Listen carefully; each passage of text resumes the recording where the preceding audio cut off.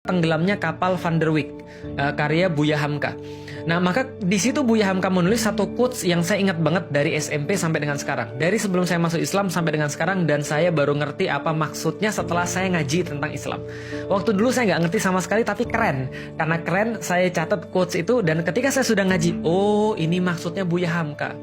Apa yang beliau tulis?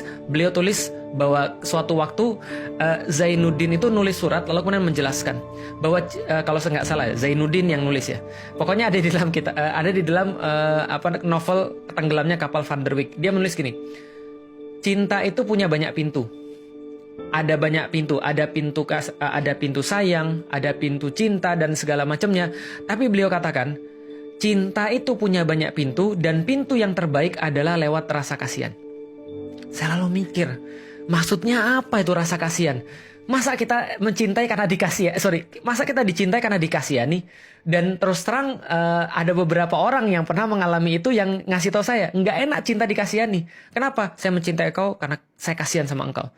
Kayaknya nggak enak banget kita dikasih karena kita dikasihani. Tapi ternyata dikasihani itu adalah pintu cinta yang paling luar biasa.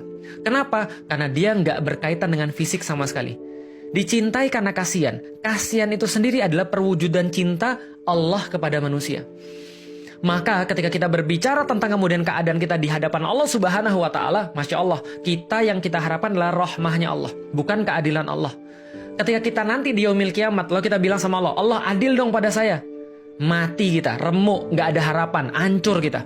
Lah kenapa? Allah bilang, kamu mau adil nih, serius nih. Wah, mati kita. Lah kenapa mati?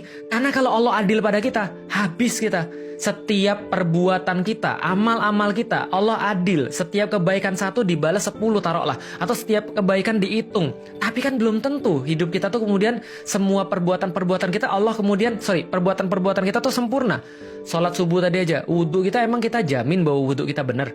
Apakah kita jamin ketika sholat kita khusyuk? Apa kita jamin bahwa bacaan kita benar? Apa kita jamin bahwa seluruh ibadah kita tuh tidak ada celahnya? Enggak. Ulama-ulama berkata, ibadah kita itu belum tentu diterima Allah, belum tentu sempurna, tapi maksiat kita itu sudah pasti diterima dan sempurna. Artinya kalau kebaikan belum tentu sempurna, tapi maksiat sudah pasti sempurna. Mau mengharap Allah adil sama kita, matilah kita, rusaklah, remuklah kita. Lah makanya kita nggak mengharapkan Allah adil ketika di yaumil kiamat. Ketika yaumil hisab nanti, yang kita minta sama Allah, Allah jangan adil sama saya ya Allah.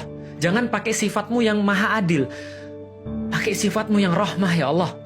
Pakai sifatnya yang Bismillahirrahmanirrahim. Maka Allah mensifati dirinya dengan dua kalimat yang sangat keren, Ar-Rahman, Ar-Rahim, yang pengasih sebesar-besarnya dan pengasih yang sepanjang-panjangnya. Masya Allah. Maka itu adalah rahmah.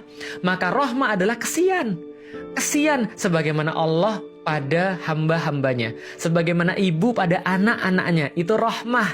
Maka seorang ibu yang hanya bisa ketika robek dagingnya, ketika kemudian mengucur deras darahnya, ketika hampir retak tulang-tulangnya, ketika berteriak dia ketika antum lahir, dia tersenyum, dia menangis bahagia, dia susuin antum, lalu kemudian dia merasa senang sekali, seolah-olah gak ada yang lebih senang daripada dia di dunia ini.